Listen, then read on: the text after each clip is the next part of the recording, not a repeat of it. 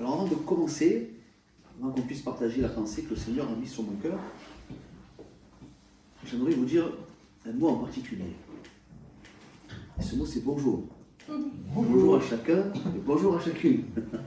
Alors, je ne sais pas si vous l'avez remarqué, chaque fois que je me présente devant vous, je commence toujours par ça. Par bonjour ou bonsoir, ça dépend quand je viens le mercredi. Bonjour à chacun, à chacune. Et vous savez que le bonjour, en fait, c'est un acte de langage. Et il sert à faire une chose, il sert à l'ouverture d'un dialogue, face peut-être à un inconnu, ou face à des personnes connues. Donc là, a priori, je regarde un petit peu l'auditoire, je vous connais tous, plus ou moins. Il y en a que je connais plus, il y en a que je connais un peu moins, mais nous sommes là pour se découvrir aussi. Et c'est également aussi un protocole de communication. Vous savez, quand on est bon, on n'écrit plus de lettres, mais quand on écrit une lettre, quand on écrit un mail, quand on écrit un message, quand on écrit à quelqu'un, c'est un protocole de communication.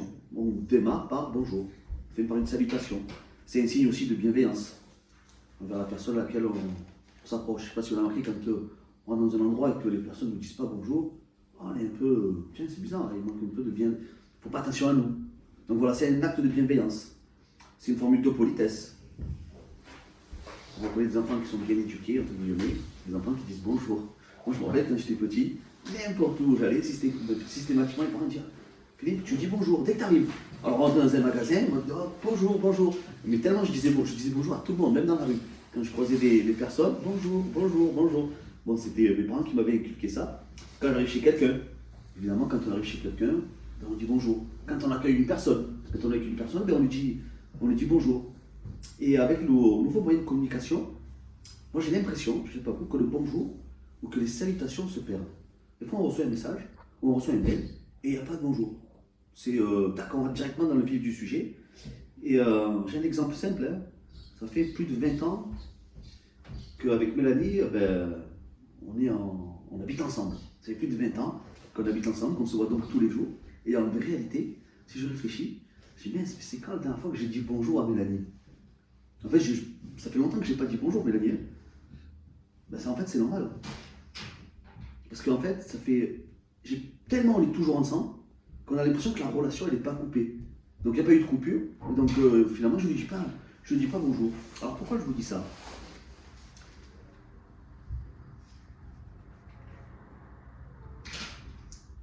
Tellement avec Mélanie, on a une relation qui n'est pas coupée.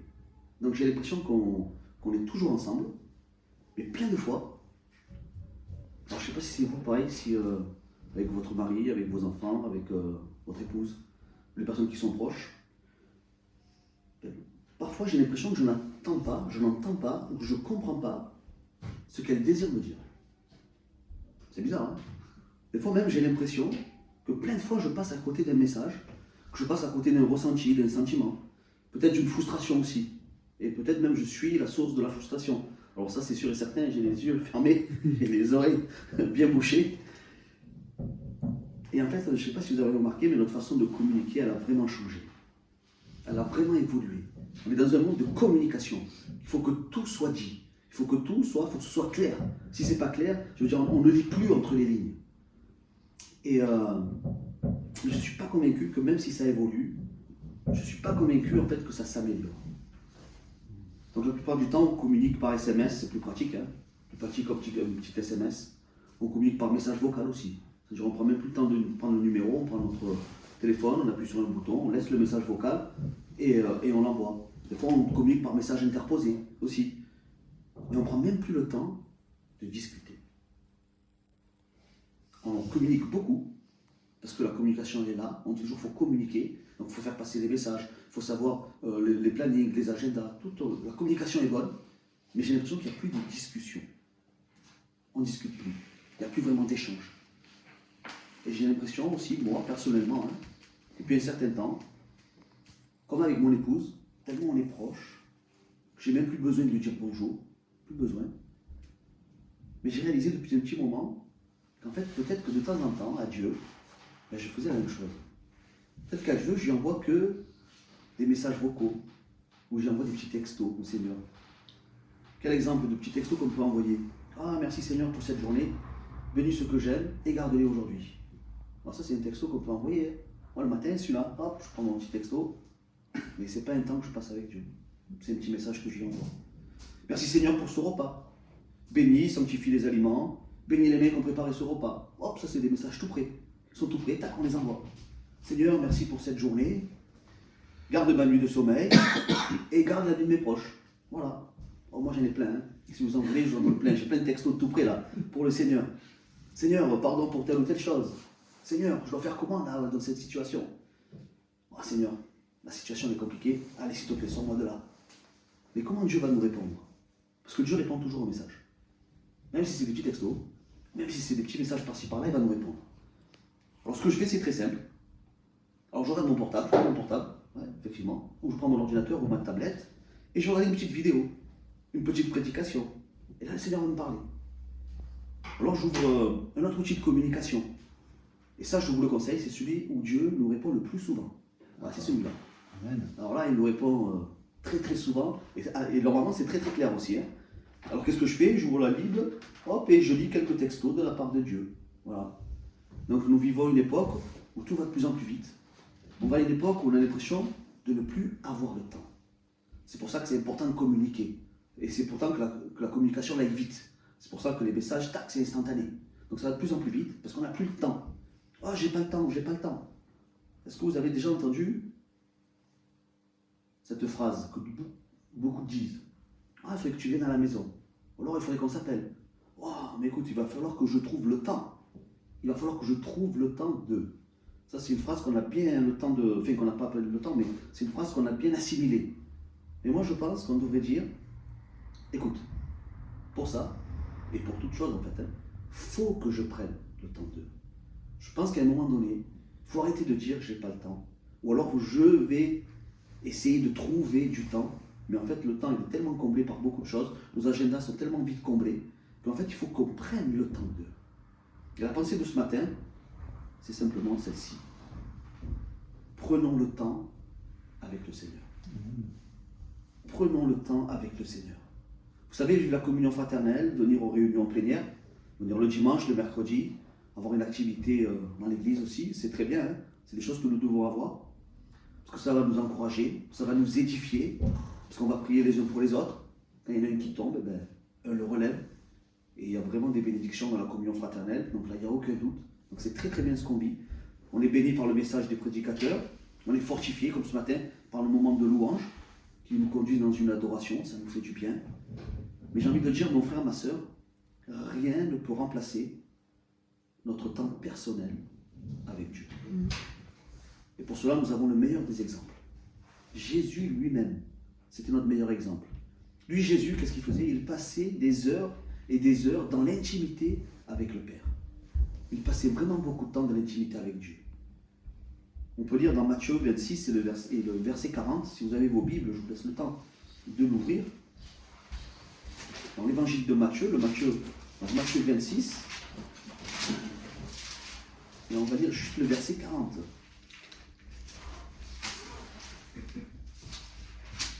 Matthieu 26, verset 40, il est ici. Voilà ce que dit la parole de Dieu. Et il vint vers les disciples, qu'il trouva endormis, et il dit à Pierre, vous n'avez donc pu veiller 1 heure avec moi. Là, on a les disciples qui côtoyaient Jésus, qui avaient vu des miracles, ils avaient vu des prodiges, et ils n'ont même pas prié 1 heure avec Jésus. Pourtant, Jésus était là, avec eux. Alors, je vais faire un petit sondage. Mais ne levez pas vos mains, hein, ne inquiétez pas. Juste dans votre cœur. Hein. Vous levez la main dans votre cœur. Qui prend chaque jour minimum, je dis bien minimum, 1 heure avec Dieu? Chaque jour. Est-ce que tu prends au moins 1 heure chaque jour auprès de Dieu? Alors, c'est pas un jugement, attention, parce que je me pose la question. Hein. La question, quand je dis tu prends, je me parle à moi. Hein. Tu prends la question. Est-ce que tu prends 1 heure chaque jour avec Dieu? Bon, je vous pose la question. Ou alors, peut-être c'est quand la dernière fois où tu as pris un véritable moment de qualité avec le Seigneur. Alors, je ne dis pas un bon moment à l'église, je ne dis pas une bonne prédication, je ne dis pas un bon temps de louange. Jeudi dernier, quand il est venu Emmanuel, on a pris un bon temps de louange, on s'est béni avec le Seigneur, c'était un bon temps dans la présence du Seigneur, parce que le Seigneur était présent. Et je te demande là, ce matin, Quelle est la fois où tu as pris un vrai moment de qualité dans l'intimité avec Dieu? Si Jésus disait ça aux disciples, ce n'était pas pour les reprendre. Il ne voulait pas seulement les reprendre. En fait, c'est pour nous montrer le danger quand on néglige notre intimité avec Dieu. Il y a un danger. Et pour que nous réalisions l'importance du temps de passer au pied de notre Père Céleste, Jésus, au verset d'après, 41, qu'est-ce qu'il dit aux disciples? Il leur dit, veillez et priez, afin que vous ne tombiez pas dans la tentation, parce que l'esprit est bien disposé, mais la chair est faible. Voilà pourquoi nos moments d'intimité sont indispensables à notre vie chrétienne. C'est indispensable. Ce n'est pas des moments en plus, ils sont indispensables. Voyons maintenant pourquoi il est important de passer du temps avec Dieu. Et ensuite, on pourra voir comment le faire, concrètement. Parce que c'est facile de dire à Philippe, t'es bien gentil, tu viens là, du haut de l'estrade, et tu nous dis, est-ce que tu passes du temps dans la prière? Mais peut-être que moi j'ai envie de passer du temps, mais j'ai du mal. Peut-être compliqué. J'ai du mal à... Peut-être qu'on pourrait voir quelques petits conseils. Je vais vous donner peut-être pas des méthodes, mais peut-être un petit moyen, voilà, qui peut vous encourager et qui pourra faire vivre de bons moments d'intimité avec le Seigneur. Donc une des premières des raisons se trouve dans le livre d'Ésaïe. Ésaïe est au chapitre, c'est au premier chapitre. Donc c'est le 1. Donc Ésaïe 1, et le verset 18. Voilà ce que dit le Seigneur. Venez et discutons ensemble, dit l'Éternel. Si vos péchés sont rouges comme de l'écarlate, ils deviendront aussi blancs que la neige. Oui, s'ils sont rouges comme le pourpre, ils deviendront aussi blancs que la laine. Donc là, ce que nous dit le prophète, il nous dit, si nous confessons nos péchés, mais Dieu est fidèle et juste pour nous pardonner et nous purifier de toute iniquité. Jésus passait du temps dans la prière. Il échangeait quotidiennement avec Dieu. Mais Jésus, lui, était sans péché. Lui, il n'avait pas besoin de demander pardon pour les péchés qu'il avait commis, parce que Jésus était sans péché. Si nous déjà, je pense que chaque jour, on vient devant Dieu, juste pour demander pardon. Juste pour demander pardon pour nos manquements. Parce que, il ne faut pas se leurrer, on a tous des manquements. Tous, chaque jour. Si on vient rien que devant Dieu, pour demander pardon pour nos mauvaises pensées, pour les mauvaises attitudes qu'on a pu avoir, mais déjà là, je pense qu'on peut passer au moins 5 minutes. Déjà, on peut démarrer avec ça. Déjà, on va passer 5 minutes dans la présence de notre Seigneur. Je pense que c'est le minimum que l'on puisse faire. Et là, on pourra reprendre une intimité. Et on pourra rentrer pleinement dans une communion avec lui. Des fois, ce qu'on fait, c'est on remonte directement demander quelque chose au Seigneur. Mais je pense que si de suite, déjà, on s'humilie devant notre Dieu, déjà, on va arriver dans une relation, dans un temps d'échange, qui va mettre bien les choses à plat, qui va dire, Seigneur, tu connais mon cœur, tu connais mes attitudes, tu sais que plein de fois, je suis comme ça, mais je veux changer. Et reconnaître devant Dieu, déjà, c'est un grand pas. Et le Seigneur va changer notre cœur. Et le Seigneur va pouvoir nous laisser nous transformer. Alors on vient de lire au verset 18 du livre d'Ésaïe, mais disons ce que Dieu demande avant que l'on puisse discuter avec lui. Le Seigneur va dire, c'est dans Ésaïe 1, c'est les versets 15 et 17, c'est juste avant ça, il dit, lorsque vous étendez les mains pour me prier, il dit, je me cache les yeux. Vous avez beau multiplier le nombre de prières, je ne vous entends pas.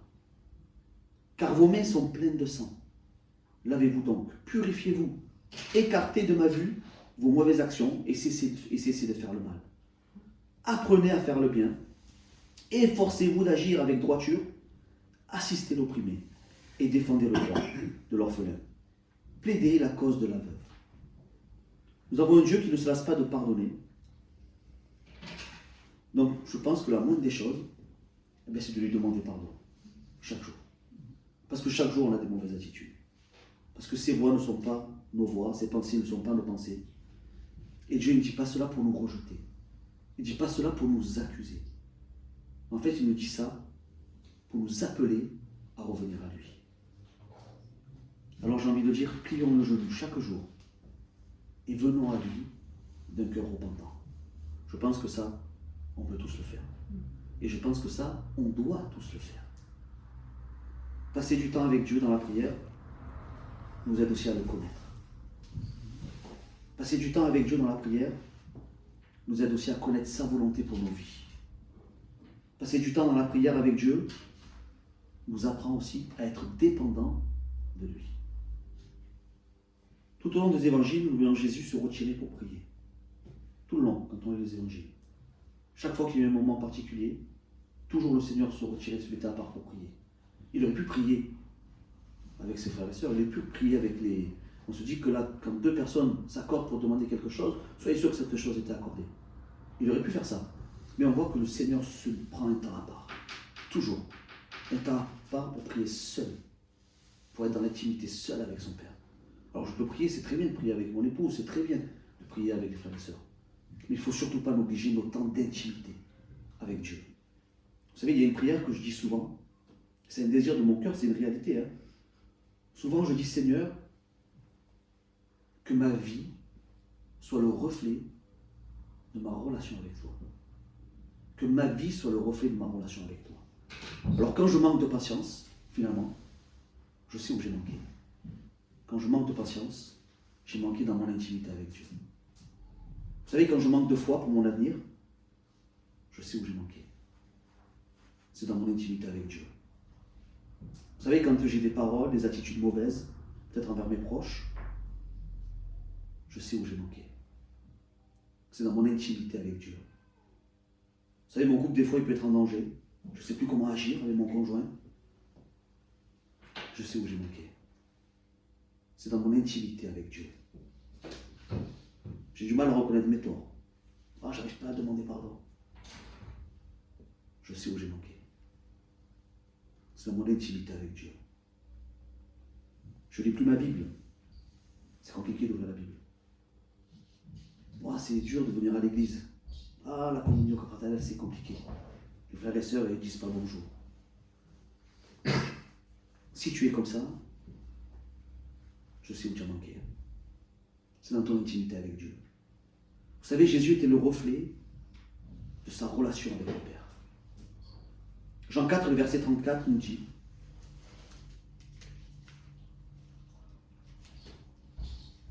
Jésus leur dit, ma nourriture est de faire la volonté de celui qui m'a envoyé et d'accomplir son œuvre. Et pour connaître la volonté de son Père, Jésus passait beaucoup de temps avec lui, seul, dans la prière. Alors je sais que je prêche à des convaincus. Je sais que vous savez l'importance et les bienfaits de notre intimité avec Dieu. Alors maintenant, je laisse-moi vous donner quelques moyens, peut-être pour passer du temps de qualité avec notre Seigneur et Sauveur. Alors il existe des conseils pour avoir une vie saine. Est-ce que vous les connaissez? Avoir une vie saine. C'est facile, c'est avoir une alimentation équilibrée, avoir une bonne hydratation. Il faut boire 2 litres d'eau par jour. Il faut avoir une activité physique régulière. Il faut dormir suffisamment, 7 ou 8 heures par nuit. Il faut s'exposer à la lumière du jour. Je ne vais pas dire du soleil, parce que dans l'Aveyron, il manque un peu le soleil. Mais au moins la lumière du jour. Il faut pratiquer des activités relaxantes, la lecture, la marche. Et ça, il faut le faire tous les jours, régulièrement. Ça, c'est des choses, des activités qu'on doit voir tout le temps. Alors, voici quelques conseils pour avoir des moments de qualité avec Dieu. Alors, ces conseils, on va les puiser dans la parole de Dieu. Donc, je pense que la première des choses, et c'est très important, très très important, c'est de trouver un endroit calme. C'est de trouver un endroit où on se sent bien. Et trouver un endroit où on a envie de revenir chaque jour pour passer un moment avec Dieu. Matthieu 6, le verset 6 nous dit, mais quand tu pries, entre dans ta chambre, ferme ta porte et prie ton Père qui est là dans le lieu secret, et ton Père qui voit dans le secret te le rendra. Moi, au début de ma conversion, on habitait dans un petit appartement avec Mélanie. Donc nous avons fait de ce petit appartement un petit cocon. Vraiment, on se sentait bien. Ce petit appartement n'était pas grand, hein. Il devait faire 70, même pas 70 mètres carrés. Et chaque soir, avant de dormir avec Mélanie, les petites étaient couchées, donc on s'installait dans notre chambre, tous les deux, notre petite chambre. Elle était petite la chambre en plus, c'est vrai. C'est douillet, et on priait. Et le matin, moi, ce que je faisais, chaque matin, très tôt, je me levais, et j'allais dans un autre petit endroit. On avait une petite pièce, on avait un petit cellier, c'était à côté de la cuisine, et là, je passais un moment avec Dieu, seul à seul. Et c'était un endroit vraiment que j'aimais beaucoup. Hein. Vraiment, je chérissais cet endroit. Et je me languissais, vraiment, de retrouver mon endroit pour passer du temps avec mon Dieu. On a déménagé, le Seigneur nous a bénis, il a donné une maison plus grande, On a eu le jardin et tout, c'était vraiment bien. Les petites, elles avaient chacune leur chambre. Le loyer était même plus petit que ce qu'on payait dans l'appartement. Donc vraiment, tout était parfait. Hein. Le Seigneur nous a bénis. Mais j'ai vite regretté notre appartement. J'ai vraiment regretté. Il me manquait. Cet appartement me manquait. J'ai dit, mais c'est bizarre. J'ai dit, il est moins bien, c'était en plein quartier. Mais je ne sais pas, ça me manquait. Ça me manquait. En fait, ce qui me manquait, c'était de retrouver mon petit cellier. C'était ce petit-là, je ne l'avais pas dans la nouvelle maison. Chaque matin, j'avais sur mon petit cellier, je le retrouve. Et ça me manquait vraiment. Donc les premiers temps, c'est très compliqué. Et honnêtement, ma relation avec Dieu s'est dégradée. J'ai senti que la flamme, elle commençait un petit peu à s'éteindre. Parce que j'avais plus ce temps. J'avais plus ce temps-là. J'avais plus mon endroit, en fait. J'avais plus retrouvé mon endroit. Donc mon frère, ma soeur, si ce n'est pas déjà fait, j'ai envie de te dire, trouve-toi un endroit calme, où tu te sens bien, où tu peux être seul, et prends quotidiennement un temps avec Dieu. Dans ce petit endroit. Ce petit cocon que tu te seras fait. Et là, c'est très important. Deuxième conseil que je peux vous donner, c'est de trouver peut-être un moment spécial dans la journée. Essayez d'avoir cette habitude. Chaque jour. Vous avez votre endroit, mais il faut trouver un moment spécial dans la journée. Moi, j'affectionne particulièrement le matin. Parce que je me lève tôt, en fait. Quand je me lève, je me réveille tôt. Vers 4-5 heures, je suis réveillé, donc c'est pratique. Il y a tout le monde qui dort encore. Et c'est plus simple pour moi. Et en plus, Marc 1 et le verset 35 nous dit, Marc 1, verset 35 nous dit, vers le matin, pendant qu'il faisait encore très sombre, il se leva et sortit pour aller dans un lieu désert où il pria. Voilà ce qu'a fait Jésus. Et en plus, j'ai envie de dire, quoi de mieux que de commencer une journée dans la présence de Dieu? Quoi de mieux pour commencer une journée, de démarrer avec les bons conseils de notre Seigneur? Alors, il y a des personnes qui ne sont pas du matin. Est-ce que vous êtes du matin? Si je me pose la question. J'ai vu une petite vidéo, elle m'a fait sourire. C'est deux collègues de travail, là, ils arrivent au travail, donc ils se rencontrent, ils ne se connaissent pas. Et là, ils disent, écoute, moi c'est très simple. Je suis une personne vraiment facile à vivre si tu connais les deux choses à savoir sur moi. Il y a deux choses à savoir, pas beaucoup, hein, juste deux. La première, c'est le matin, surtout le matin.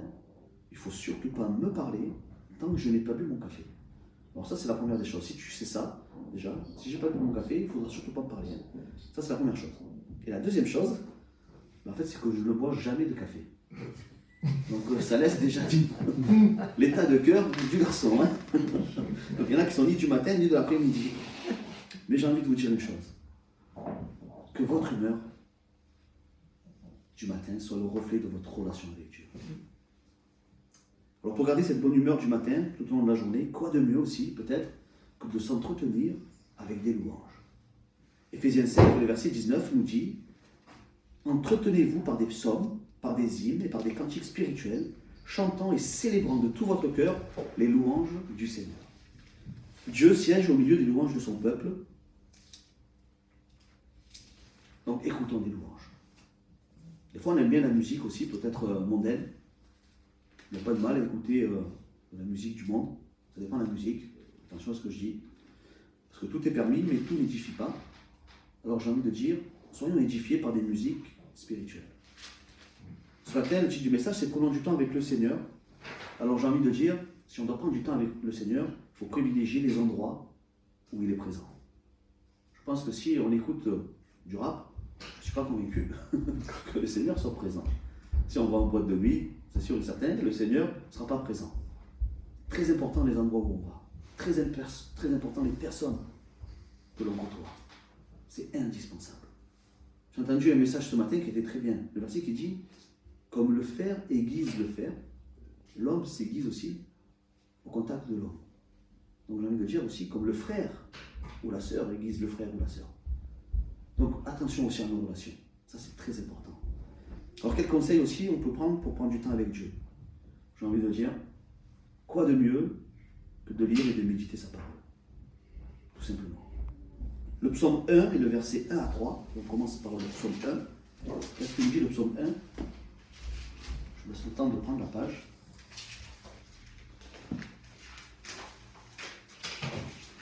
Psaume 1 et les 3 premiers versets nous disent « Heureux l'homme qui ne marche pas selon le conseil des méchants, qui ne s'arrête pas sur la voie des pécheurs, qui ne s'assit pas en compagnie des moqueurs, mais qui trouve plaisir dans la loi de l'Éternel et qui la médite jour et nuit. Il est comme un arbre planté près d'un cours d'eau, qui donne son fruit en sa saison et dont le feuillage ne se flétrit point. Tout ce qu'il fait lui réussit. Je pense que nous avons besoin pour faire grandir notre foi, c'est la parole de Dieu. Parce que notre foi vient de ce qu'on entend, et ce qu'on entend nous vient de la parole de Dieu. Parce qu'elle est utile pour nous enseigner, elle est utile pour nous convaincre, pour nous corriger. C'est pour ça que des fois on a du mal à la lire. Moi, au début de ma conversion, j'ai arrêté de lire les proverbes. J'ai arrêté tout de suite. J'ai dit, écoute Seigneur, si c'est pour me parler comme ça, c'est pas la peine. je vais commencer par me vexer. Non, elle nous corrige. Elle nous instruit dans la justice. C'est indispensable d'être attaché à la parole de Dieu.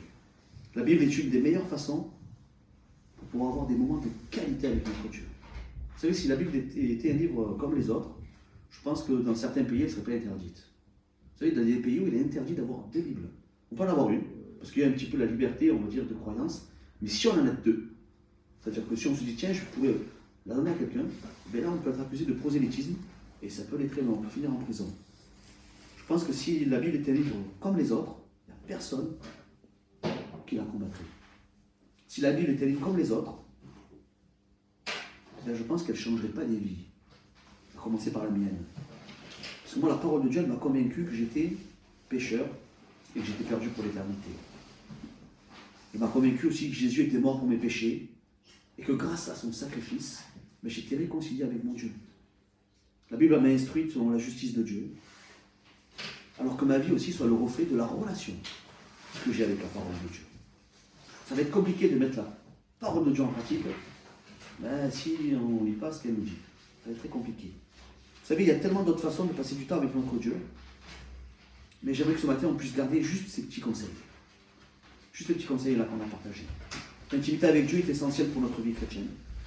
Donc passer du temps dans la prière, donc trouver un endroit calme, lire la Bible, ça va être des moyens de renforcer notre relation. Jésus lui-même priait souvent, et son exemple nous montre l'importance de cette communion. Donc j'ai envie de le dire ce matin, je ne serai pas long, c'est mon frère, ma soeur. Jésus à la croix a rétabli notre relation avec Dieu. Amen. Alors j'ai envie de dire, ne laissons pas nos habitudes, notre routine, ou les soucis, négliger cette relation que Jésus à la croix a rétablie. Alors on pourrait chacun pour notre part peut-être reconsidérer quelle est notre intimité avec Dieu. On pourrait se dire, tiens, je vais faire un petit point de ce qui a été partagé ce matin. Quelle est mon intimité avec Dieu? Et dans quel domaine, peut-être je pourrais l'améliorer. Peut-être qu'on peut faire un petit point sur notre relation avec notre Père Céleste. Et se demander la question, tiens, où est mon intimité avec lui? Est-ce que je lui envoie des textos seulement quand j'ai besoin de lui? Ou est-ce que j'ai vraiment une véritable relation avec lui chaque jour? Vous pourrez fermer les yeux si vous voulez bien. Faire cette prière.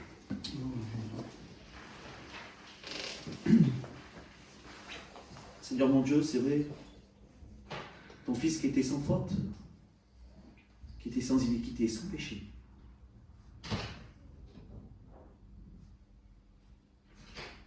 Toi qui t'es fait Dieu, toi qui t'es fait homme, pardon, tu es venu sur cette terre et tu n'as pas négligé ta relation avec le Père. Tu n'as pas négligé ces temps d'intimité avec toi.